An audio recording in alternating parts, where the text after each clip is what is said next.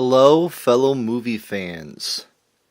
For those of you that are like me and you love your horror films, we all are aware of the classics such as Child's Play, such as the Halloween films, such as the Scream films, such as Jaws, such as The Exorcist, such as other great classics like Frankenstein. And one of the problems that I think that a lot of horror fans run into, I know that I do as a horror fan, is sometimes it's really difficult to find good horror films to sit down and watch.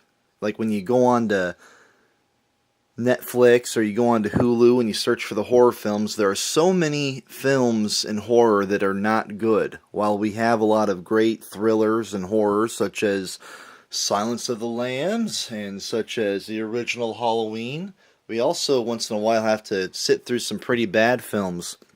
So what I want to do today is I want to introduce you to 9 horror films that are not popular, that are not well known. Some of these films you will have never heard of, some of them you may have heard of and never seen, and some of them are probably movies that maybe you have seen, but I want to talk about them anyway. So if you're looking for some good recommendations for horror films today, let me recommend the following films. So real quick here, the first film I want to recommend to you, this is called The Maddening. Now, we recently lost Burt Reynolds, unfortunately, and The Maddening is a film about a woman that is having marital problems with her husband, and at first he thinks that she has taken their daughter and simply ran away, when the truth of the matter is she was actually kidnapped by Miss Peanut's going to come here and she's going to help us. Thank you for helping us, Miss Peanut. She went to help us do the video.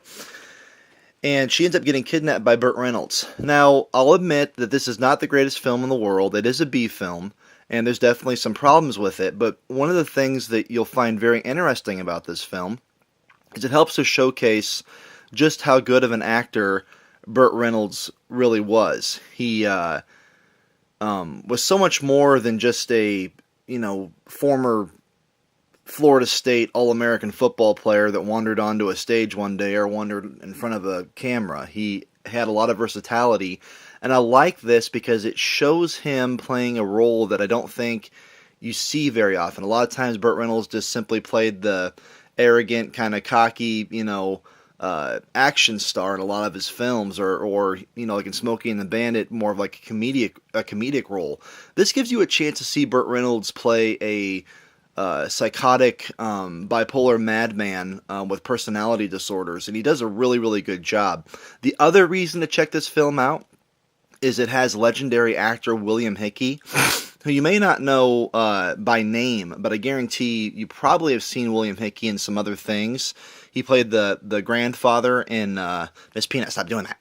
He played the grandfather in Christmas Vacation, and he also played the grandfather on Pete and Pete, the Adventures of Pete and Pete. He was Grandpa Healy, and he was also in a couple other horror films. I know he was in one of Stephen King's horror films, and he's also in a couple episodes of Tales from the Crypt. He's the guy that talks like this in Christmas Vacation. Like, I'm doing a terrible impersonation. But I do believe this is one of William Hickey's last performances as well, which is another good reason to check it out. Up next, we have The Paperboy. Now, this is a film that also is a B film, and it has its problems, but it also is a pretty good film. What makes this film work in a lot of ways is the phenomenal performance by, this was his debut and also his last film, Canadian Mark Maru. He did some theater, and I believe Mark Maru today works on video games and designs video games. I think that's what he's doing with his life today. He gives a very good performance in a lot of ways. Now, there are scenes where I do think that he overacts a little. Ouch! Where he overacts a little bit. But for the most part, Miss Peanut want me to pay attention to her, and I'm trying to do a video. So for the most part, she likes this movie. That's why she thinks Mark Maru is cute. She was kissing him right there. Like I said, he does overact a little bit in scenes, but he also does a really good job of portraying a young man with psychological problems. And where the movie somewhat falls apart, and I'll have to admit this, is that it never makes a clear distinction in what direction it wants to go in, because I think it was going for more of an ambiguous ending where you had to kind of guess, was Johnny a product of nature or was he a product of nurture? But it doesn't. It sometimes kind of wants it makes it feel like it's going in one direction, and you feel like, okay, this is the direction it's choosing. It's choosing to be kind of like the bad seed, where Johnny was just evil from the very beginning. But then it kind of contradicts itself by saying that no, Johnny could have turned out to be a good kid, and he turned out the way that he was because of the psychological damage and the abuse that he received at the hands of his mother. This is one of those so bad it's good films. There's definitely some scenes in it that make you think, wow, this supposed to be a horror, this is supposed to be a horror comedy. But anyway, I do think you'll enjoy it, because I know I enjoy it for a lot of different reasons, and I think this is definitely a thriller, psychological thriller that I think the fans of thrillers and horrors will like. Moving on, we have 1 Hour Photo. Now this is a film that I almost didn't include because I thought that it was well known enough by the fans of horror as well as fans of Robin Williams in general. But I thought there's probably enough people out there that haven't seen it or haven't heard of it that I need to talk about it. Now, if you're like me and you're a huge Robin Williams fan, I mean, I loved the man. I loved the man.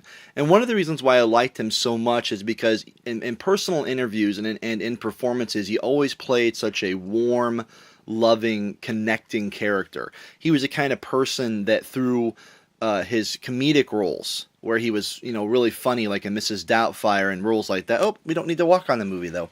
Those kind of films, you got to see that. And then he also played in the kind of films like in Dead Poet Society and Good Will Hunting, where he played this kind of character that you would want as a friend, that you would hope you would have as an uncle, or you would even enjoy as a father. So to see him in 1 Hour Photo, where he plays an unlikable character, a character that you're scared of, a character you even find yourself terrified of, it's pretty rewarding because it shows just how versatile of an actor Robin Williams was, and that he could literally play any type of character. So if you want to see Robin Williams in something that is completely different from anything else that he ever did, definitely check out 1 Hour Photo. Up next, we have Down, Out, and Dangerous. Now, Down, Out, and Dangerous I own and I enjoy. The problem with Down, Out, and Dangerous, and I will admit this, it is a B film, but the problem with it, and you'll also see. Whoops, we don't need to do that. We'll also see. I think you'll agree with me on this, is that the film does go down a lot of rabbit trails. There's a lot of questions that are asked throughout the film, and the film does not answer all of the questions. You're kind of left at the end like, well, what happened here? What happened there? But what makes this film good is the performance of Richard Thomas. Now, I'm a really, really big Richard Thomas fan. I think he's one of the most underrated actors ever. And I know, like, in interviews he's spoken about this, and I have to agree with him, that he has been typecasted. He played the role of John Boy on the Waltons, and that's what everybody always thinks when they think of Richard Thomas, which is funny because here's a guy that grew up in New York City. He is a city boy, and he has a city mentality, and people think of him as this out in the middle of nowhere on a farm, in the Waltons. That's what people think of him like. So it's fun to watch him in this film because he goes. The character he plays is absolutely nothing like John Boy, and he does an excellent job with it. So definitely, if you're a fan of Richard Thomas and you like seeing people break out of their typecasted characters, definitely check out Down, Out, and Dangerous. Here's another film I think you should check out. This is Cherry Falls.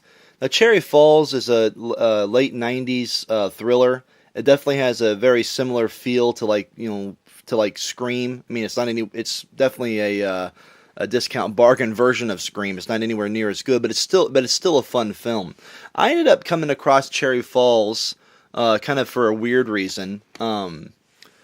Years ago, the Olympics was thinking about dropping freestyle and Greco-Roman wrestling from their activities from the competitions and the Olympic Games. And Jay Moore, actor Jay Moore, went on a big rant, went on a big tirade talking about how important wrestling was to his life, and that he was a high school wrestler. And me being a big wrestling fan, I was pretty interested to find out that Jay Moore, was a former high school wrestler and still a big fan of wrestling. And I thought, well, I want to see more Jay Moore performances.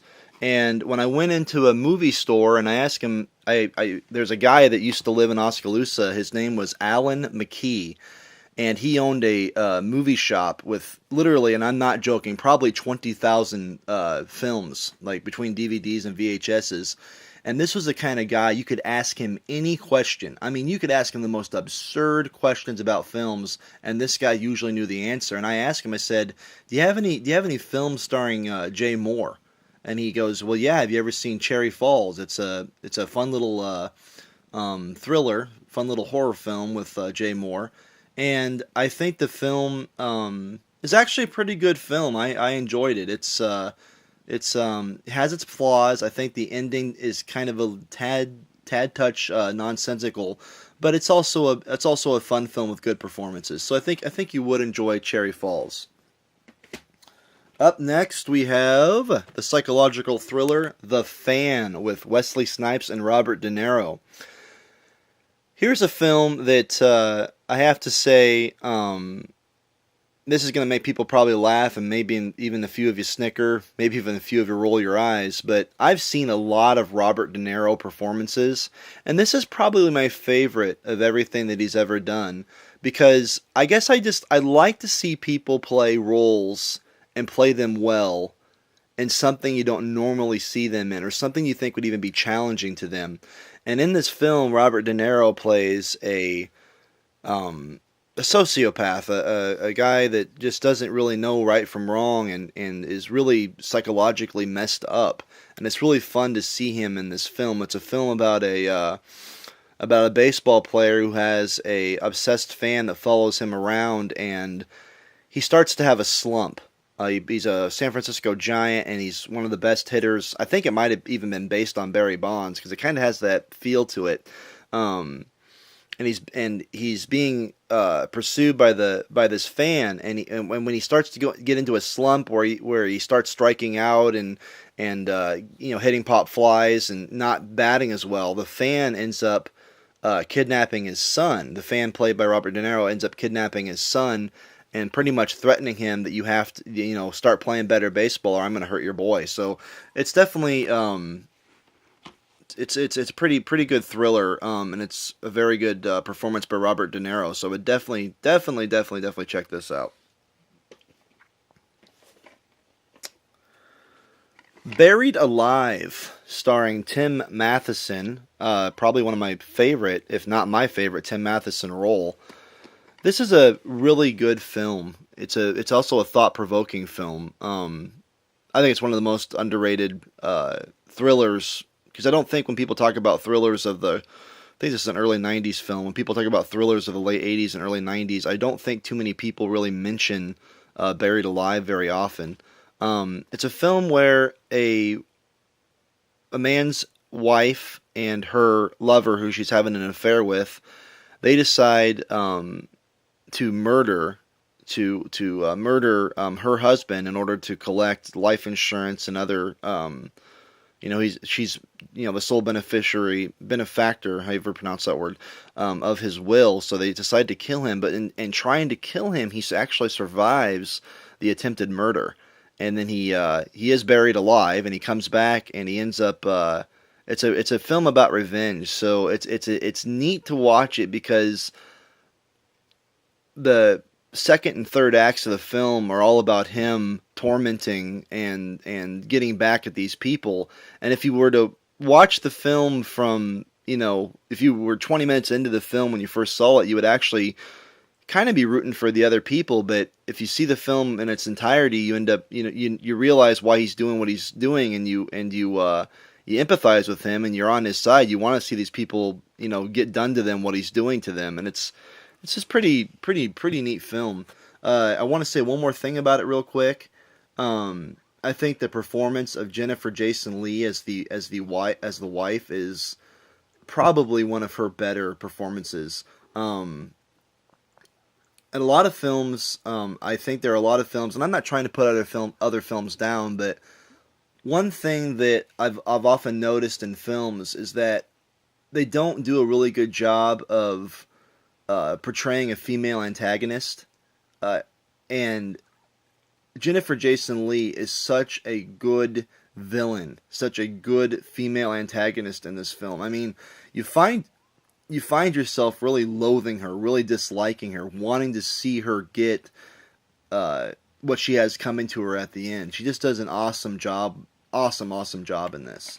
Now, for my last film I want to talk to you about, this is probably the greatest performance by a female actor as a female antagonist that I can think of. I am talking about the classic The Hand That Rocks the Cradle. Now, I've posted about this on Facebook before. I've written like little blogs about it, just how good of a film this is. And what makes this film work so much is the performance of Rebecca De Mornay.